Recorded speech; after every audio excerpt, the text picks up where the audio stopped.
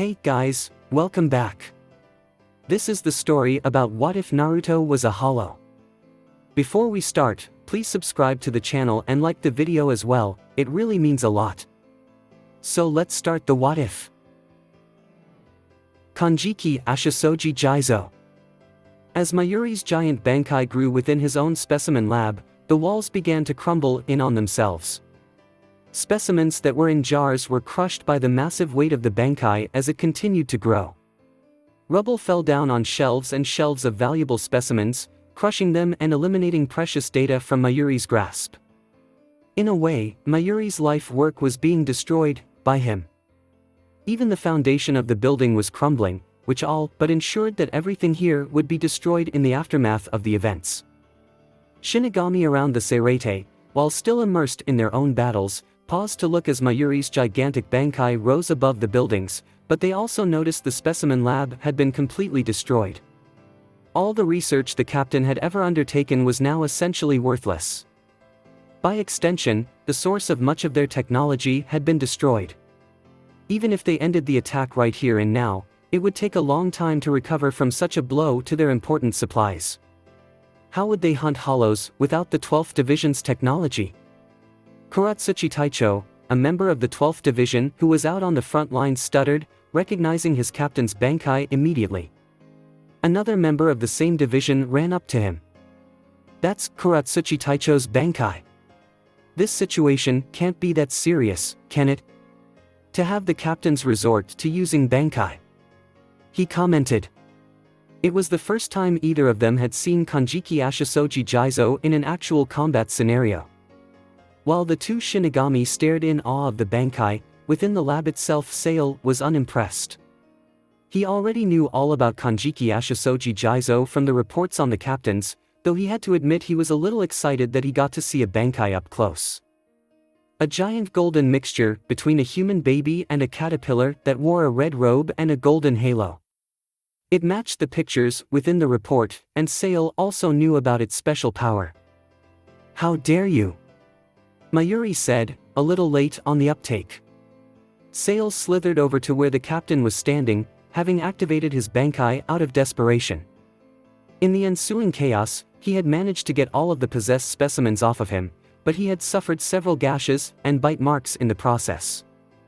"How dare you treat my specimen lab in such a manner? I've lost all interest in collecting you. That's it. Don't think that you're going to leave here alive, you lowly Arankar," Mayuri shouted. Sale touched one of the whirling tendrils on his back. The gas that Kanjiki Ashisoji Jizo expelled was filled with bacteria.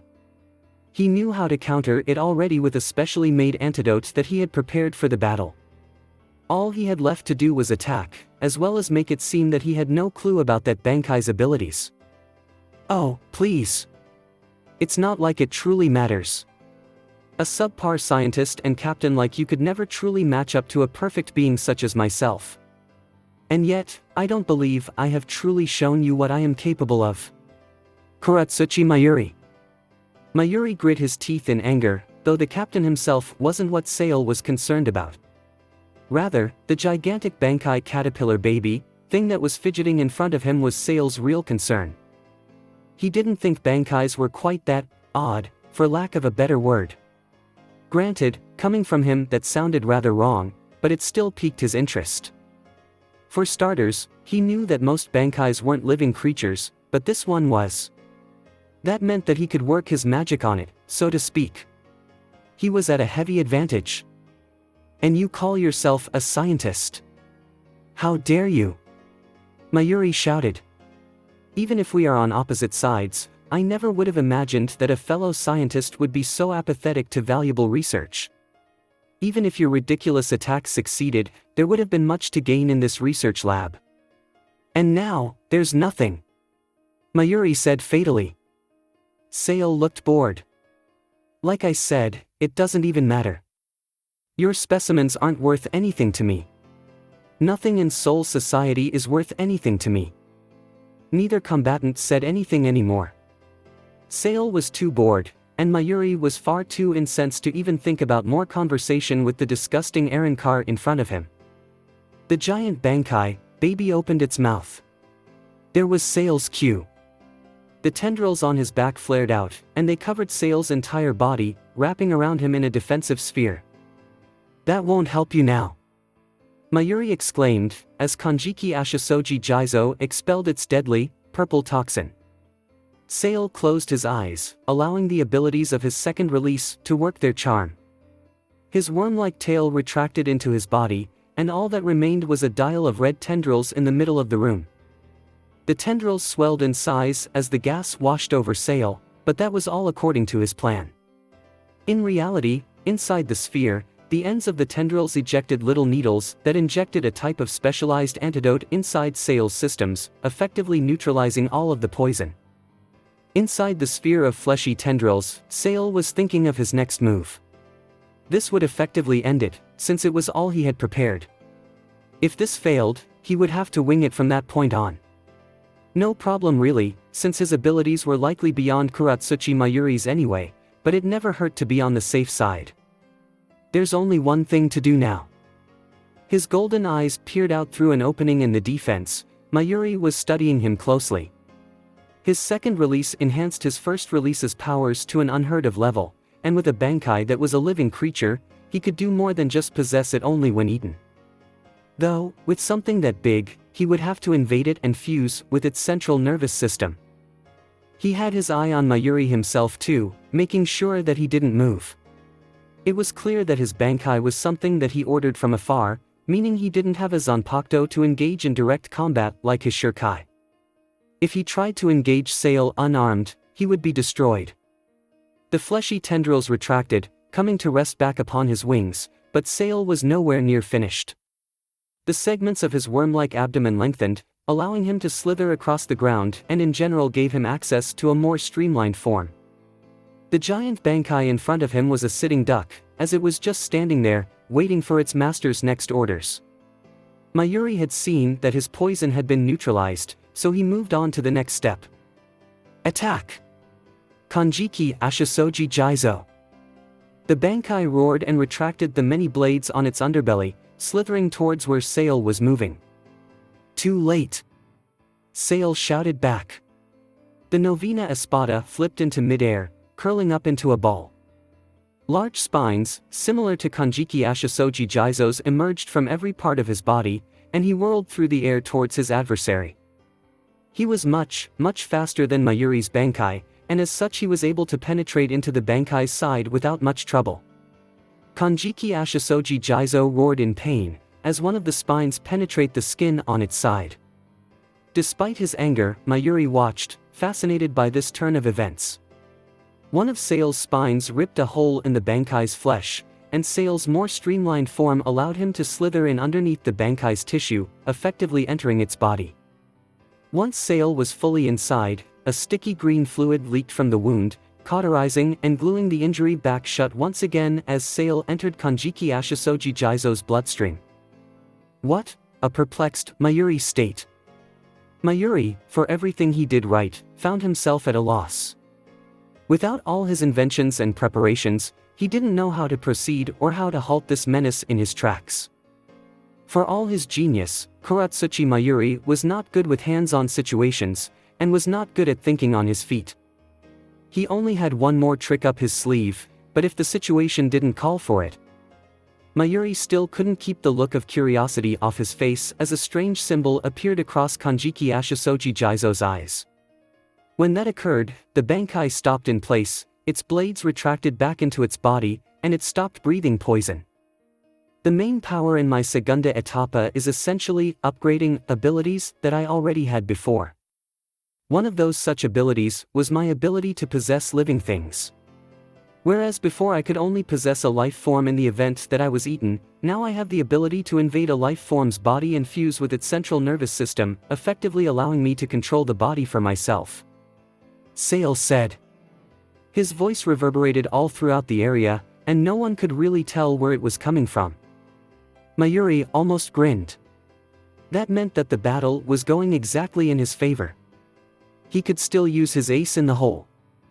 Sail turned his own Bankai against him, using its blades to try and impale the captain right where he stood.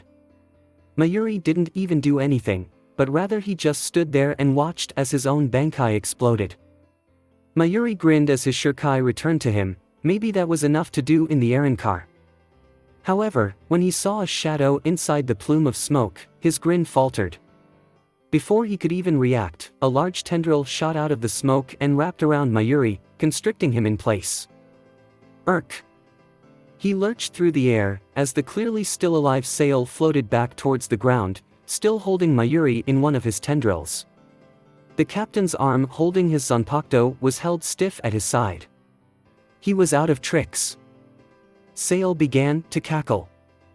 Well, Koratsuchi Mayuri, did you think that just because you disabled your Bankai that I'm defenseless? Or did you think that I too would die in that blast? You make me laugh. He paused for a moment, bringing his tendril back to look Mayuri in the eye. Vaguely, he noticed that one of his ears were gone. You went on and on about me being a true scientist, but if I had to pick straight up, I would rather be a non-scientist who knows how to at least survive, than a scientist who is absolutely defenseless without his trinkets. You are no scientist. Mayuri managed to grunt out to the bored-looking sail. With a great deal of effort, he managed to lift his Zanpakuto arm. Sail looked apathetic. I wouldn't try anything if I were you. I could crush your spine right now in your condition, and whatever you try is pointless anyway. Sail commented. A chain and a blade fell from Mayuri's sleeve, and using his Ryatsu, it locked around his Shirkai. It was one of those scythes that was normally stored in one of his ears. With all his effort, he tossed his Shirkai out. It was a pathetic effort, but miraculously it got the job done. Mayuri's Shirkai flew to the side, before Mayuri gripped the chain and guided it all the way back around. Sail looked at the flying blade with surprise, turning frantically to get a glimpse at it, but with his grip so firm on Mayuri, he didn't have enough time to react any further. The blade closed in on him. And when it reached its mark, it had impaled Sail from directly behind him. The paralysis Shirkai had stabbed him right through the chest, and he cried out in agony when it occurred. He could already sense the mobility leaving from his limbs, and before the paralysis could take full effect, he raised his right arm and yanked the blade out none too gently.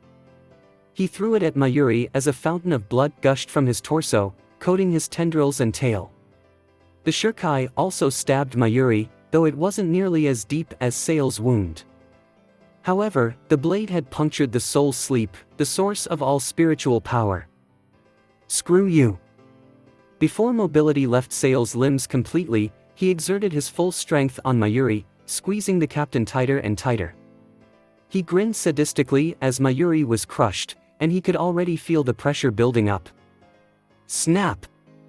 There came a loud snapping noise as Sail exerted all the force he could muster, and Mayuri's spinal cord snapped from the extreme pressure Sail had been applying.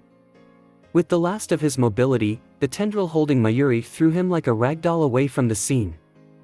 He flopped onto the ground 20 feet away, completely useless. His own Shirkai fell from his body, adding even more paralysis to him. He was now completely immobile. He had already realized just what had happened to him with a broken spine and a lack of Ryoryoku. Damn you! You've crippled me for life. Normally, healing an injury like this would be it would be nothing. But, you've severed my soul's sleep. Without Ryatsu, I can't hope to heal from an injury like this. I'm permanently paralyzed. The pitiful Mayuri croaked. Sail, meanwhile, was clutching his wound. He too was immobile, but he was bleeding far too much. Fuck you. If it wasn't for your damn paralysis, healing this wound would be easy. To prove a point, Sail tried to move one of his tendrils, but it wouldn't budge in the slightest. He wasn't able to get to his healing serum, which could likely heal his paralysis instantly. His tendril continued to hang there limply, as more and more blood gushed out from Sail's wound. At this rate, I can't die here. No way. I was the head scientist in the Reino Animal and in Las Noches. I was going to expand even further, into the Soul Society. I'm the perfect scientist and the perfect being. "There's no way I can lose here," he said. Despite his injuries, Mayuri scoffed. "Naruto has acknowledged me as the perfect being.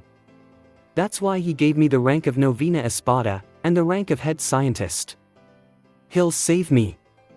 The Arrancar army cannot survive without me. You'll see." Sale was starting to get hysterical. "You're pitiful," Mayuri said, as he struggled to turn his head away from the dying Arrancar. He was aloof on the outside, but in all seriousness, he wished he was in the position of the Arrancar before him. Death seemed like a suitable alternative to being crippled for the rest of his life. Damn it! Damn it! The impaling wound was too serious, and Sale was losing too much blood. He was beginning to feel dizzy, and he could no longer remain standing as he collapsed onto the ground and bled out further. "Waste of time," Mayuri said, though in reality it was a Pyrrhic victory for him as well. To the Gotei 13, he was as good as dead, and he would remain a shell of his former self for here on afterward. What now? Sale got out, before his eyes clouded over. At this point, the Novena Espada became the first of the 10 strongest Arrancars in Dai in the Soul Society invasion. Naruto's eyes snapped open as a familiar Ryatsu disappeared. Sale is dead, he told himself simply, as he felt the Novena Espada's Ryatsu disappear completely. The other Espada would be sure to notice it as well. Did he at least take out his opponent? Naruto asked himself. He had felt the 2 Ryatsu signatures go out, but at this point he could feel neither one of them. That left 9 Espada left to fulfill the duty he had created. Sale was one of the weaker Espada, but he had hoped that he could at least avoid any Espada casualties before the main event with the Zero Division. That, and there's one other Espada that I may have to neutralize. Naruto thought to himself, feeling Baragon's spiritual pressure. He was beginning to engage in battle. What? The 12th Division is in shambles. Abarai Renji cried out, voicing the concerns of all the other vice-captains as well. In the 10 years since the Aizen incident, his abilities had drastically changed, though his appearance had changed strikingly little per Shinigami standards, with the exception of the spread of tattoos along his body. Yes, that's why Kuratsuchi Fukatecho isn't here, Hinamori stated. With Kakashi's death 10 years ago, she had been promoted to the vice-captain spot for the 5th Division. And Sasuke Fukatecho is absent because he is assigned to protect the captain commander. Kusajishi Fukatecho never comes to these meetings anyway. Shit, how is this a mandatory meeting of the vice-captains if there are only 7 of the 13 attending? Renji cried. It can't be helped. Rin Fukatecho, Tsunade Fukatecho, and Hyuga Fukatecho are all currently in Huecomundo. We are just going to have to cover for them and give out orders to their divisions while they are absent.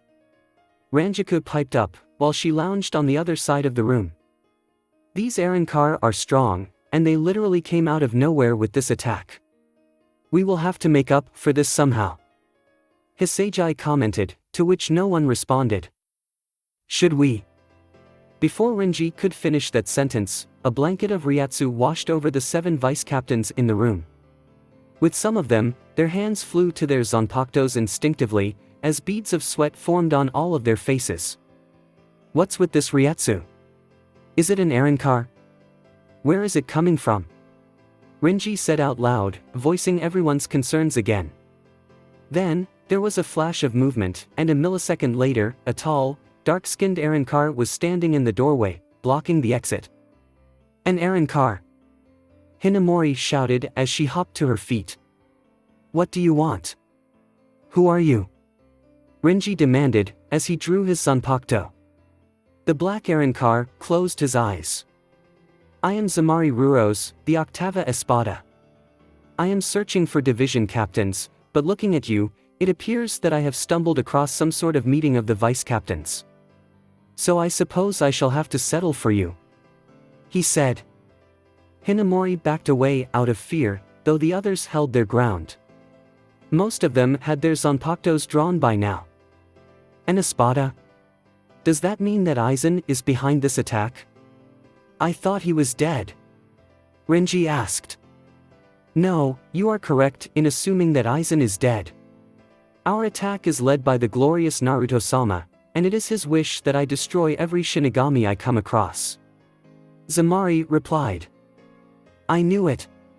They're trying to kill us all. What do we do, Abarai? Hisagi piped up. Renji looked at the Arankar, who never let his expression change even in the face of such numbers. 7-on-1, It's not enough, it's not nearly enough, if you hold the vice-captain rank, he commented, much to the anger of Renji. You think you can take us all on? Yes. I am an Espada, and you Shinigami are mere vice-captains. There is not an Espada in our ranks that would lose to such refuse that I'm slightly insulted that I am the one stuck killing the lot of you. Abarai. This Arankar is a major threat to Seoul society. We need to fulfill our duties as vice-captains and eliminate him. Nanao piped up, speaking for the first time. You don't need to tell me twice. Renji shouted. Howl, Zabumaru.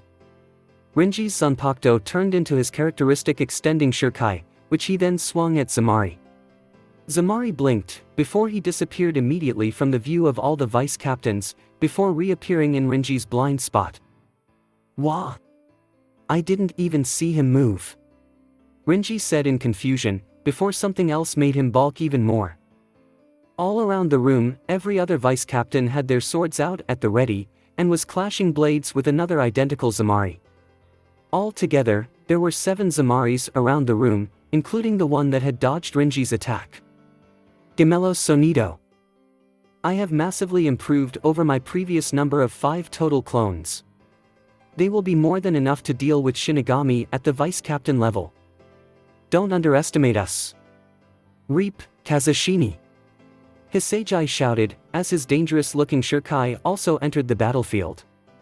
He threw the bladed scythe out, catching the clone and dispelling it into the sound that formed it. Another one attacked him, but that one too was sliced in half from the reach of Kazushini. When Hisagi retracted the blade back, Hisagi rested it over his shoulder. Do you think your clones will be enough to beat us? Everyone here is a high-ranked member of the Godai 13, and is trained to keep up with hollow tricks like yours. Snap, Tobium. Growl, Himiko. Smash, Gejitsuburi. The other vice-captains activated their shuriken as well, rapidly dispatching the clones in front of them. Zamari narrowed his eyes at the display in front of him, before he sighed. Such arrogance. Do you truly believe that simple clones are all that I am capable of?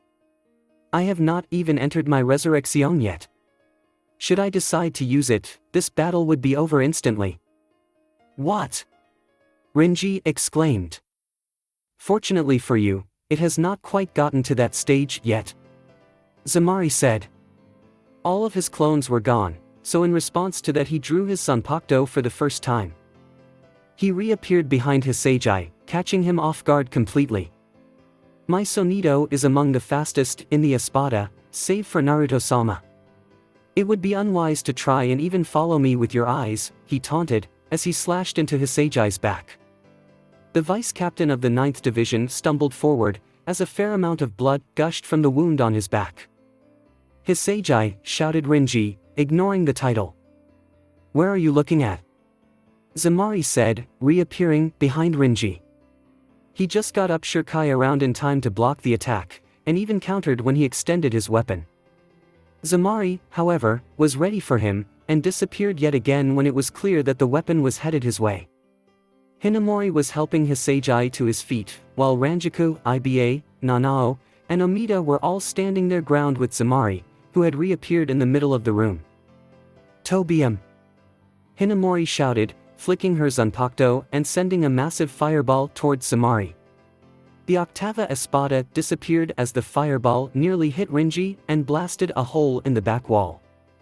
Zamari reappeared on the outside of it. Hinamori! Watch where you're attacking with that thing!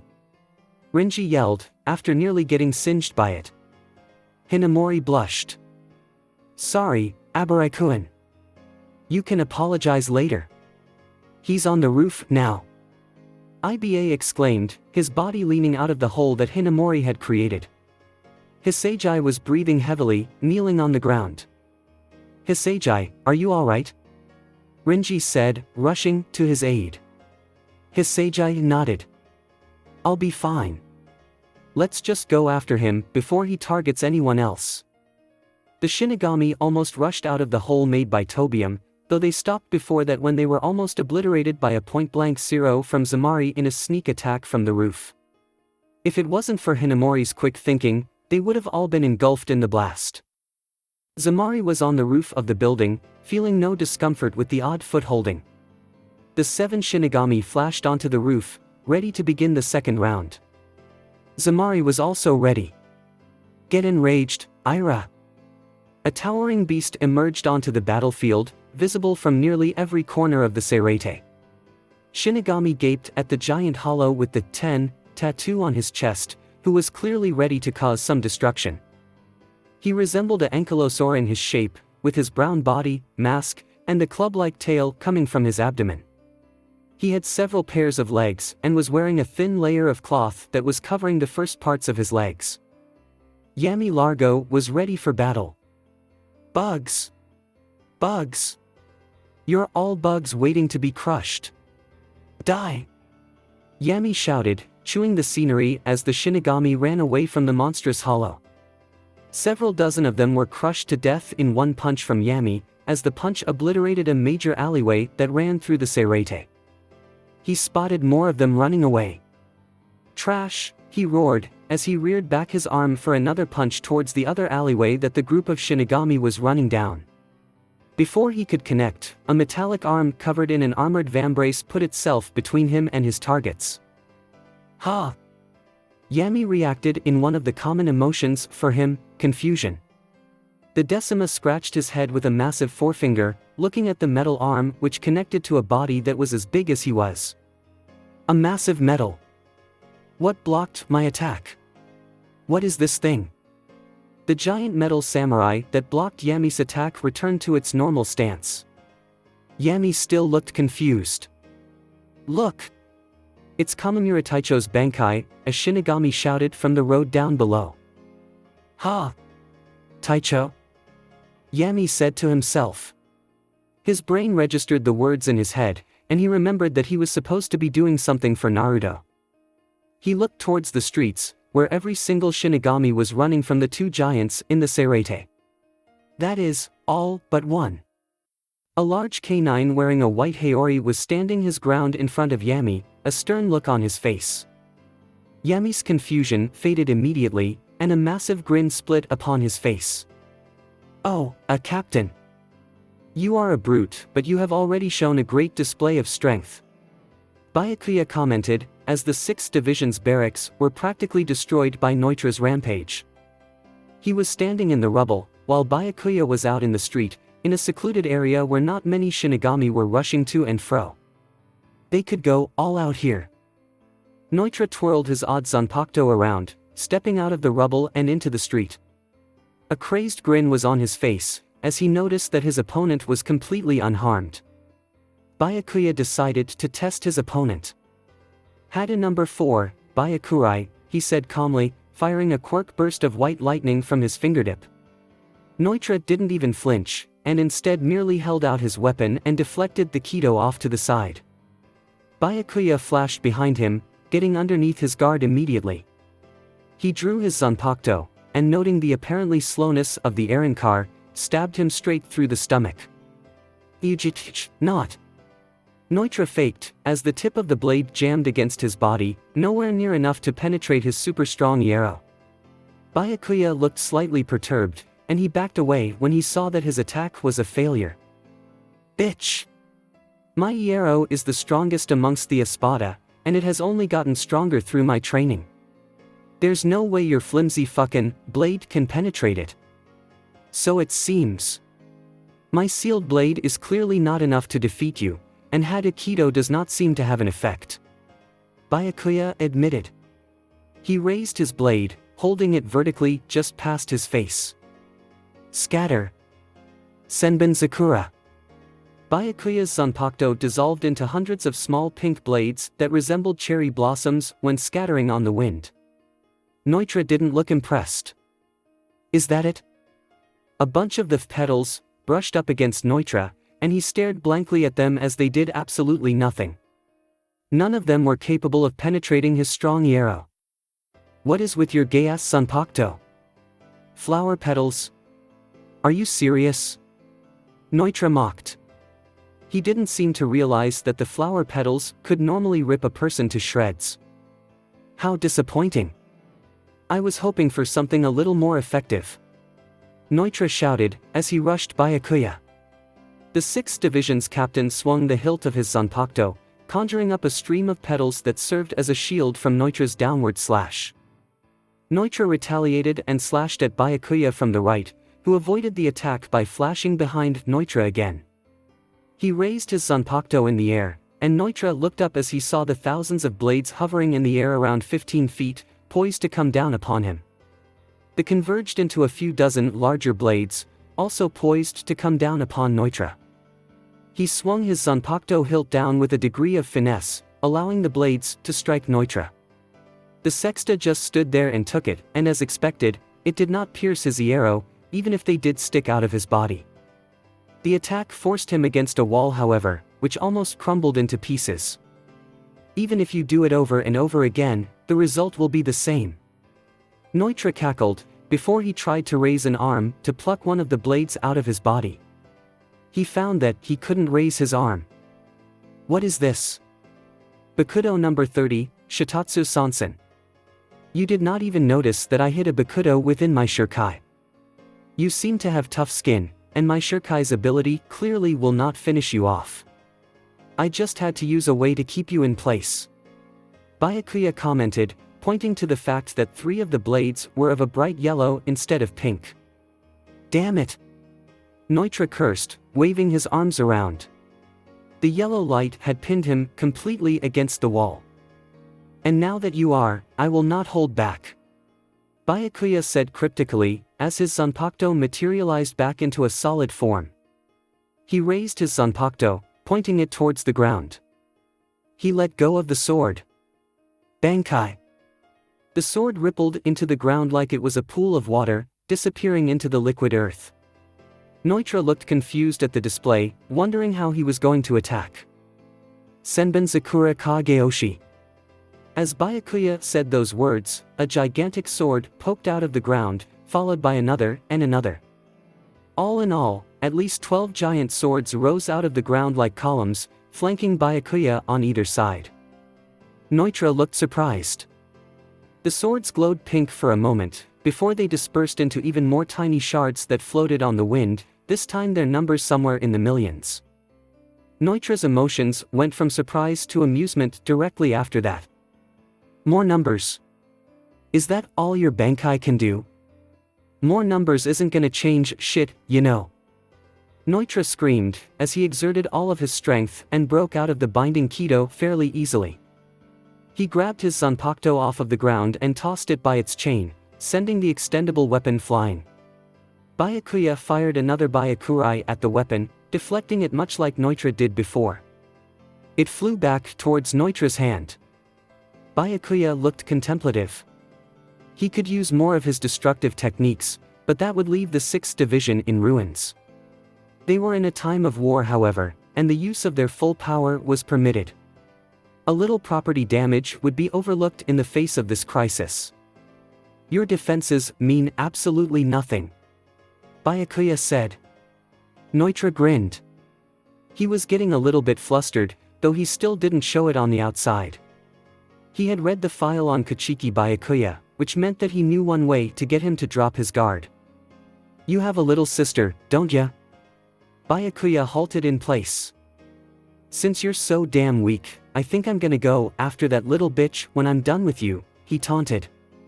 There it is. Byakuya's face screwed up, and for the smallest split second, he dropped both his guard and his concentration, which was all the time Neutra needed to exploit it.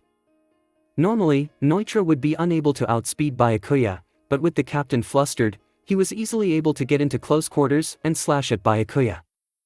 The captain regained his concentration enough to block the attack before it made more than a shallow wound, but he was still injured from it. Neutra grabbed the hem of his Haori when Byakuya reacted to the strike, using his superior strength to hold him in place. Byakuya narrowed his eyes at Neutra, but then he noticed exactly how close Neutra was to him. "You want to use that Bankai of yours on me, and hurt yourself in the process?" Neutra pointed out.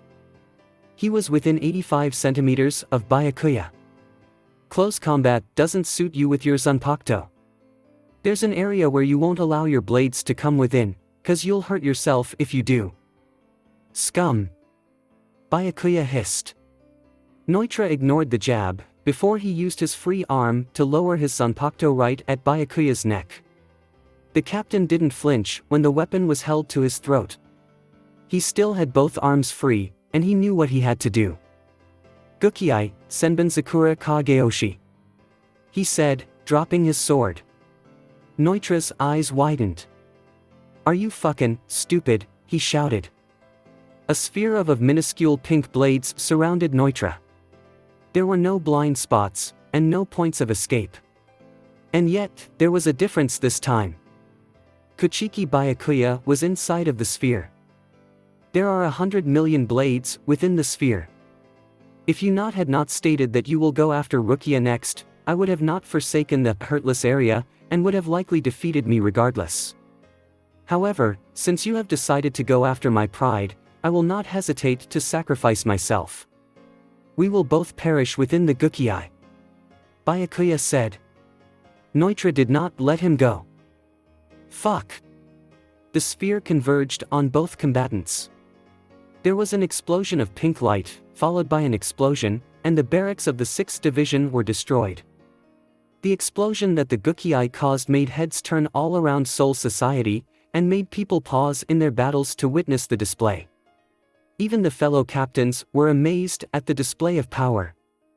When the blades dispersed, there were two figures in the center of the destruction. One of them was lying on the ground, a bloody mess. The other was standing upright, with only a few scratches upon him. "Ha! You just threw your life away. What made you think that I would be any more affected by that attack than any of your others? You could have used Kido or something to get out of that." Kuchiki Byakuya, acting on his emotions. "Never thought I'd see that with your reputation. I mention killing your sister for 1 minute and you completely lose it." Neutra cackled. Byakuya was on the ground, both his body and his captain's Haori in shreds. There were streaks of blood all over his body, some of it leaking down into a puddle directly underneath. He was barely alive at this point. His Zanpakuto lay uselessly at his side. He could barely see the legs of the tall Arankar ominously walking up to him. Man, I hope I get a more satisfying fight later on, because that was just downright pitiful. But, you're a captain nonetheless, and it's my job to get rid of shitheads like you.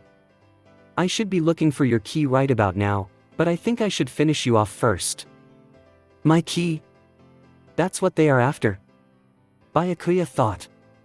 He couldn't speak, for his throat was ruptured. But the fact that they wanted his key was something that baffled him. He didn't even know what the key was for. He was just instructed by the captain commander to keep it safe at all times, lest he lose his position as captain. That's all he knew about it. "I would ask you where it is, but you probably can't even talk by this point anyway," Neutra commented. He was practically talking to himself at this point. "I hope Rukia manages to be safe," Byakuya thought. As long as she survived this war, that was all that mattered to him. He could be at peace knowing that. Neutra was standing over him, casting a shadow over the fallen Byakuya. He pointed his crescent-like Zanpakuto down at Byakuya. It bore a remarkable resemblance to a guillotine. Byakuya closed his eyes when he saw it, and Neutra crashed the blade down. "What do you think you're doing, Zaraki? This is our territory." "Ha! I don't see your name on it." Zaraki Kenpachi replied to the captain of the 2nd Division. There was a dispute on where each division was supposed to report to, which meant that the 11th Division was just doing what they felt like. Yeah, why don't you just go back to your division and work on that sneakin' around that you 2nd Division wasses love so much, another 11th Division member piped up. Zaraki. Soifin hissed dangerously, to which Kenpachi only grinned. His hand was already on his Zanpakuto. Do you want to die? Soifin asked in anger. Kenpachi only grinned. Well, I've never fought with you before. If I can get a good fight out of it, then yeah, I wouldn't mind dying. Kenpachi said, swinging his Zanpakuto. The gust of wind that followed almost knocked back all of the 2nd Division members. You truly are insane, Zaraki Kenpachi. Even if this time of crisis, you betray the Godai 13 by seeing out a pointless fight. But if you wish to be put down for the sake of the Godai 13, then so be it. Now, let's not fight. You're both on the same side, are you not? Who's there? Show yourself. Soifin demanded to the strange voice. The voice decided to comply with her demands, and a few seconds after she said that, a large throne made of bones smashed onto a nearby roof as the 2 carriers descended towards the ground. There was a stocky old man reclining on the throne as his fraction carried it around, and just going by his appearance he seemed like a king. Kenpachi and Soifin halted in their fight for a moment to take in the new arrival, and it didn't take Soifin long to realize he was an Arrancar, and an enemy. Arrancar, she shouted. Kenpachi witnessed her distress, and smiled a little wider when he realized that the old man in front of him was an enemy that he could fight. Soifin drew her blade, a wakizashi with a yellow hilt. She held it to the side almost like a kunai, trying to make herself look as threatening as possible. Who are you? The old man on the throne looked down at her with disdain. My name is Barragan Lizenbairn, former king of Huecomundo and Corta Espada. He said simply. Soifin's eyes widened, not so much at his name or the fact that he was a former king, but something else. Espada? Barragan raised an eyebrow, wrinkling his mustache slightly. You have heard of us? Color me surprised. His eyes trailed down to the 2 main opponents down there, before looking at the squad of Shinigami behind them. Unlike some of his comrades, he had not taken the time to educate himself on the captains of Soul Society, but he could tell when he saw one. Or 2, in this case. Both of you seem to be captains judging from your Hyoris and the fact that you are leading a fair number of underlings. Seems to be 2 opponents of captain class. It can't be helped, I suppose. I will just have to take on both of you at the same time. Barragan stated, to the surprise of all the Shinigami. Never mind the arrogance, the 11th Division working together with anyone was a hoot in itself. You got sond for brains, old man. Why would the all-powerful 11th Division ever work together with these pussies? One of the low-ranked members of the 11th Division pointed out. Shut up, you stupid kid. I wasn't talking to you. Barragan roared. Even his fraction flinched when they heard Barragan's voice boom like that, and when it did they kneeled down in front of his throne immediately. Barragan-sama, we await your orders. Barragan scratched his chin. Vega, Nerga, I order you 2 to take care of the refuse in the back. I will be the one to do battle with the 2 captains. Barragan ordered, as Gio and Nerga saluted their commanding Espada and king. Hold your ground. Do not let them overcome you. Soifin ordered to her own men. The 2 fraction landed on the ground in a parallel line, and they casually walked up to the common soldiers. So, which do you want? Gio asked. Nerga contemplated this for a moment. The meatheads. He responded, clearly referring to the 11th Division. Gio nodded, he had wanted that ninja group anyway. This worked out in his favor. Bite it off, Tigre Estoca, he shouted, releasing his Zanpakuto. Over to the side, Nerga did a similar thing, transforming into a large, green mammoth hollow. The 2 Arrancar flashed out of existence, stunning the Shinigami, except for the 2 captains. A large shadow appeared directly on top of the 11th Division members, rapidly growing larger before Nerga slammed down on the middle of their group, creating a large crater and a dozen dead Shinigami as the rest of them scattered. On the other side, Gio was slashing Shinigami to ribbons. TCH, garbage. Soifin thought, seeing her men fall so easily to a common errand car. She was about to intervene, but Barragan appeared out of nowhere and grabbed her arm before she could even move. I believe I said that I am to be your opponent. Barragan said dangerously. Kenpachi looked bored over on the side. He didn't care about the small fry over there. Doesn't matter to me. Though, can you fight? Kenpachi asked, pointing his blade at the old-looking errand car that was currently making a fool out of Soifin. Instead of answering that question, Barragan returned to his throne, shoving a hand into the confines of the bones. A few seconds later, and he pulled out an enormous great axe from the throne, clearly his Zanpakuto. Kenpachi's grin became crazier when he saw it, but he was the only one who was happy about it. Soifin was absolutely livid after seeing her men get cut up by the Espada's subordinates. And now, he had the audacity to humiliate her. The throne of bones disappeared in a flash of Ryuryoku, and Barragan slammed into the tiled ground, cracking it and sending up large chunks. Soifin couldn't take it anymore. You bastard! She shouted, as she flashed away. She was about to attack him from the rear, but once again it felt like she was slowed down as Barragan grabbed her leg and slammed her into the ground. Without even changing his expression, he swung his great axe out, blocking the sword strike from Kenpachi, who had rushed in and attacked him right after he slammed Soifin into the ground. Barragan blocked the attack, but the force of the swing was strong enough to almost cleave the downed Soifin in two, who leapt out of the way at the last second. Zaraki, you bastard, she shouted. You're in the way. Get out of here. Kenpachi shouted back at his fellow captain. He clearly had no qualms about attacking her if she got in the way of his target. You still insist on fighting with each other, even against an opponent whom you cannot hope to defeat alone? Barragan mused, to which Kenpachi scoffed. Ha! I don't need her help to drop you. You haven't even shown me that you're worth more than a mild warm-up. Kenpachi shot back. Barragan wrinkled his mustache. You're right. You both are captains, after all, and so far I have only used my powers of time dilation against you. I suppose there is no point to holding back in the first place. Barragan finished, withdrawing contact from Kenpachi's Zanpakuto. He angled his great axe Zanpakuto down towards the ground, and the red orb on the center opened, revealing it to be a giant red axe in the center of the axe. Red spiritual power rose off Barragan and his Zanpakuto in waves. Rot! Arrogant! A wave of deep purple Ryatsu washed off Barragan as it engulfed him. The dark void of Ryatsu covered him as if it were a cloak, shielding him from view from everyone around.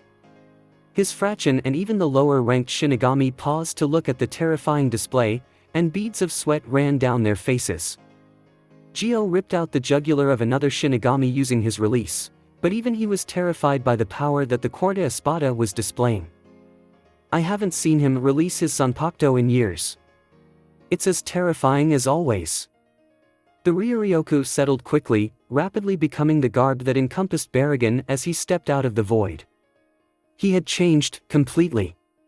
He was now the complete visage of a skeleton, literally. A gold crown sat atop of his bony skull. Soifin was petrified, and even Kenpachi was standing still in place, though he was not afraid. He was just a little perplexed by Barragan's appearance, as he had never seen anything like it. Respira! Barragan said simply. He opened his mouth, and a deadly purple mist entered the air and spread out, particularly towards Soifin. The Respira rotted the tiled ground and the structures in its path towards the 2nd Division's captain. What is this? She said, before she flashed away. Sting all enemies to death, Suzumabachi, she shouted as she appeared directly behind Barragan. She was about to go in for the kill, but she noticed the very subtle mist hovering around Barragan, so she backed off at the last second. If I so much as touch him, I will probably be rotted away like the ground. I need to keep my distance for the time being. Her eyes flicked over to Kenpachi, who was still standing in place. Damn, Zaraki isn't going to be of any help, she thought. Her shuriken was a close-range weapon only, which meant that it was practically disabled against an opponent like him. Agwoof! She looked over to the right as Kenpachi gave an ecstatic battle cry and rushed his opponent. Baragon sensed him coming, though no one could tell what he was thinking underneath his hollow gaze. Idiot! Soifin spat at the 11th Division's captain. She had to do something, before the Godai 13 lost a captain to the enemy. She may have despised Zaraki, but he was useful to the Godai 13. Bakudo number 61, Rikujukaru, she said, casting the powerful Bakudo spell. 6 rods of light materialized out of thin air, slamming into Kenpachi's midsection and pinning him in place. What the oi? Kenpachi complained. That likely wouldn't hold him for long, but it would keep him from running in and killing himself for the time being while she distracted the Arrancar. Oi! Soifin! What the fuck do you think you're doing using pussy shit Kido on me? Kenpachi griped. Soifin ignored him for the time being. She would have one shot to finish this.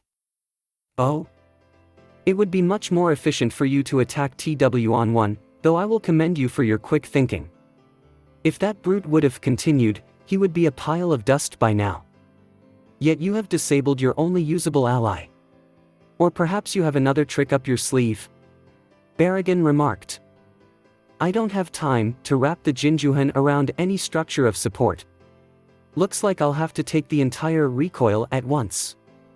If it can destroy this Arrancar, then so be it, she thought. She raised the stinger on her hand into the air. Bankai! Golden yellow Ryatsu exploded off of Soifin as her small shuriken reformed into something that was much larger. When the Ryatsu dispersed, a giant missile launcher was being supported by her right arm. Jakuho Reikaben. Baragon watched the powerful weapon with a slight amount of unease, though Kenpachi was still struggling. Oi, Soifin! Stop hogging all the fun for yourself. You're gonna use your Bankai on him?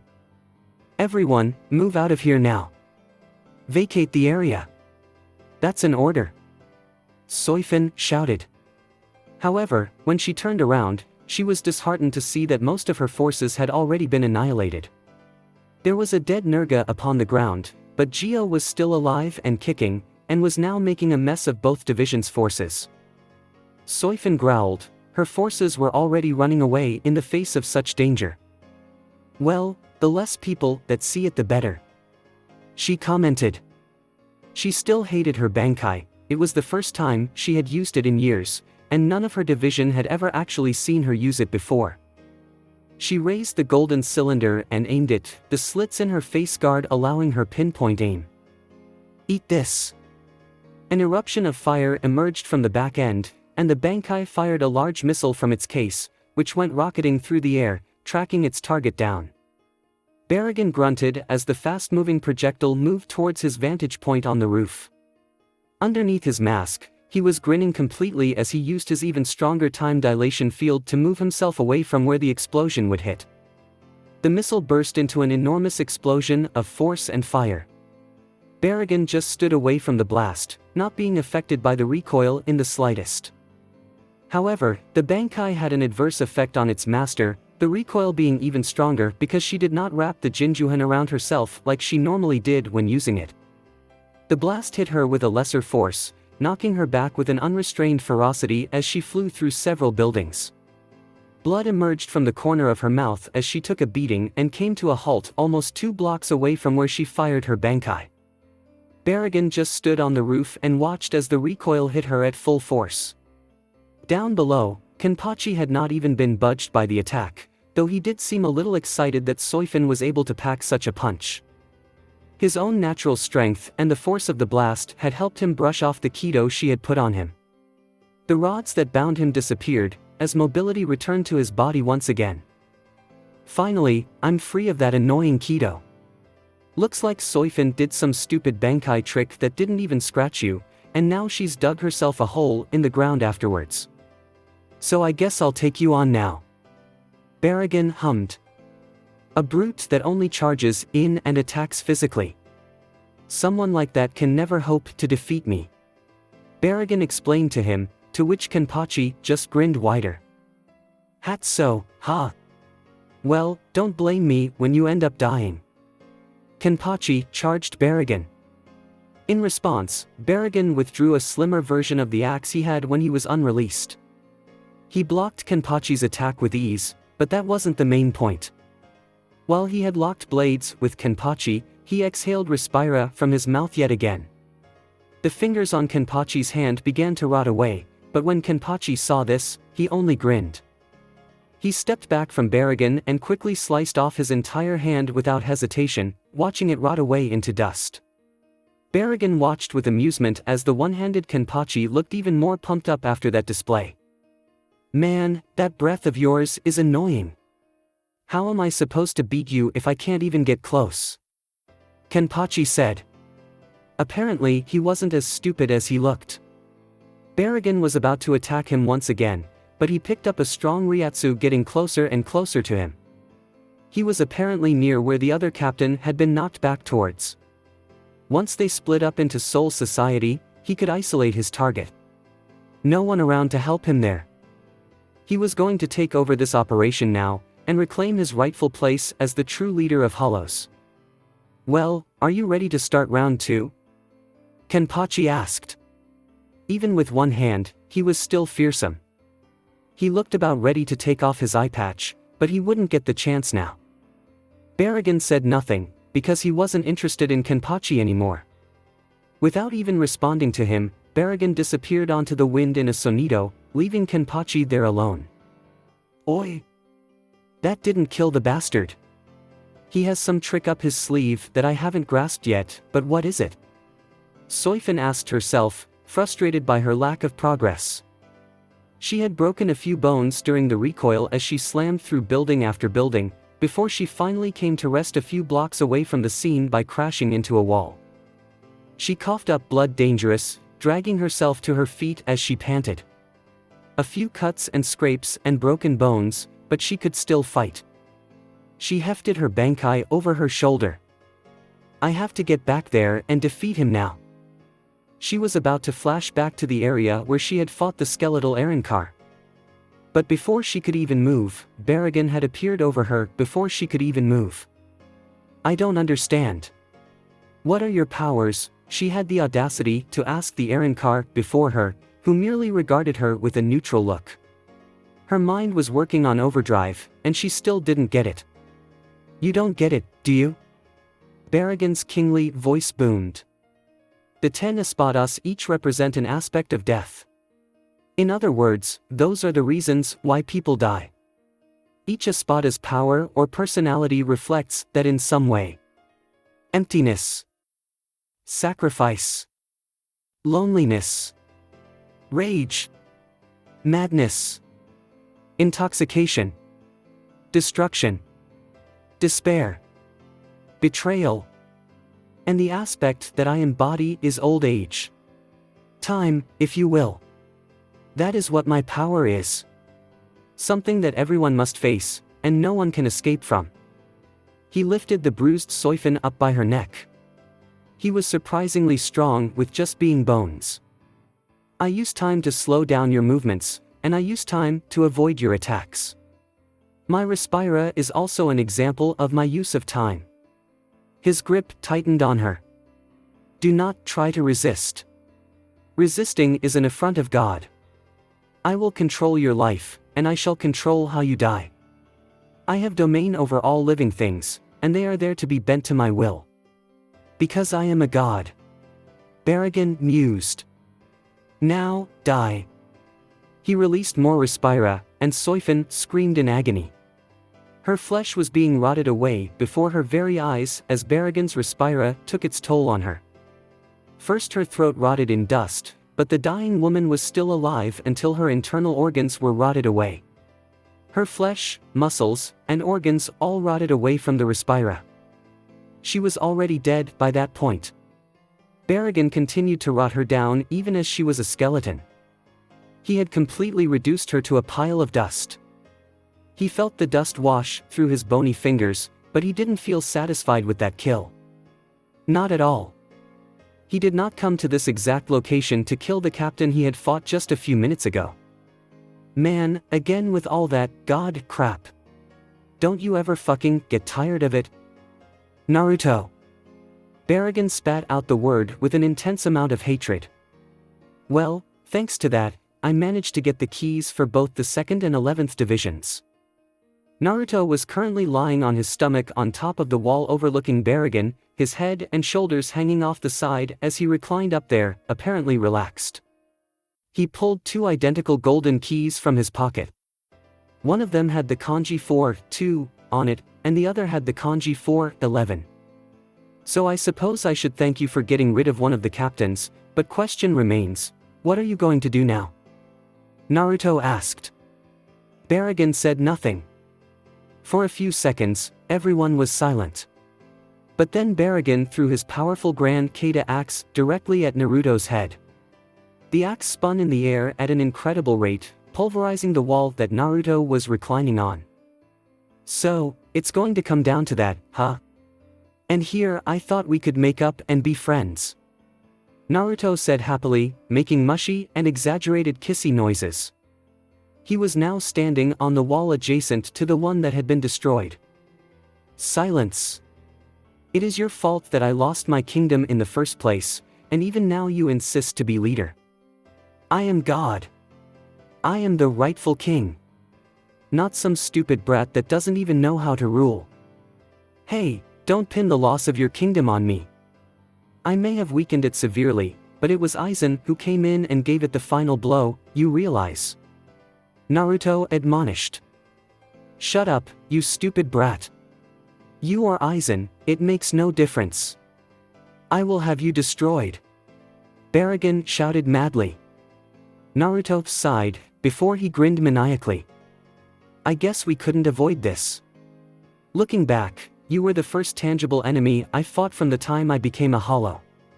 Before Soul Society, before Aizen, before Konoha, it was you. I'm surprised we've managed to work together for so long, but you've always hated me, haven't you? That hasn't changed. Though, you wouldn't even be in this situation if you had killed me all those years ago, but you let me live for some stupid-ass competition because you were bored.